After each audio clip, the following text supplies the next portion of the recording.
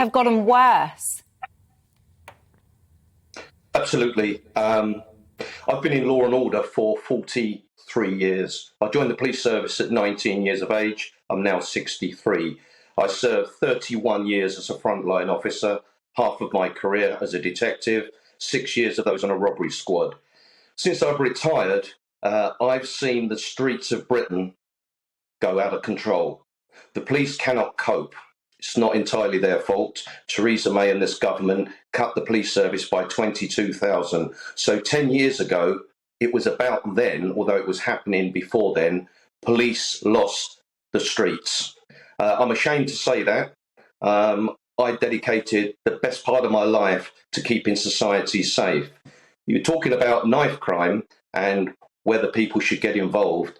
During my 31 years, I disarmed, I think, 6 or 7 knife offenders that came at me or were armed with a knife. Once I received a superficial injury.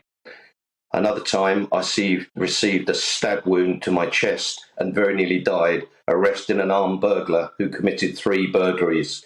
In that time, I also recovered dozens of knives from children and those walking the streets or railway premises, on trains, transport properties. And I am just one police officer. Only 3 weeks ago, 2 of our colleagues, a female officer and a male officer, were fighting for their life on one evening, having been attacked. The female officer has got life-changing injuries. The male officer, it was only because an armed response unit turned up with pads and everything else to save lives that they do when they attend shootings and stabbings, that the other officer was saved. Now, that's what happens to police officers. So you're going to ask a question, what should the public do?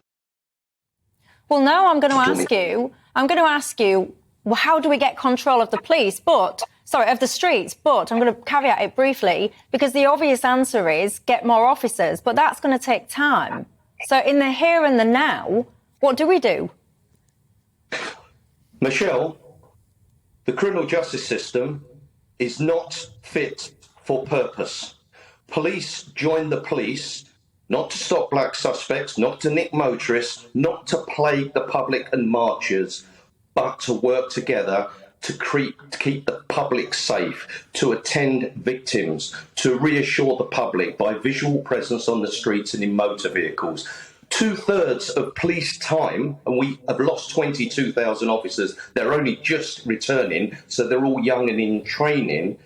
What does it actually say when Toby has rightly stated there, and you did as well, that we're telling the public we are now going to attend if you've been a victim of burglary? What does that say about a criminal justice system? Because when I joined the police service, we attended every single call. We attended it within minutes. We attended them in numbers. We took no nonsense. We have a police service now that just want to police. We've got police chiefs that are lost. They can't control police officers. Supervisors can't supervise. Some of them are more interested in promotion. So young officers that are just joining have got no one to look up to. And when they go out on the streets, every call they attend, they have 1 to 7 mobile phones stuck up their nostril or every other place when they're getting involved in a difficult arrest. It's posted on social media. Look how dreadful the police are. I'm afraid the criminal justice system is not fit for purpose. And if you don't listen to someone like me, 43 years, I'm one of Britain's leading law and order campaigners, having given 31 years of my life to policing. If you don't listen to me, and they didn't 20 years ago when I went in full uniform to number 10 Downing Street and said, unless you get a grip of knife crime, Mr. Blair, knife crime will be out of control and in crisis. Look at the streets today, Michelle. Are they in control? Sadly, it seems they are not. Norman, fascinating stuff as always. Emma, you know,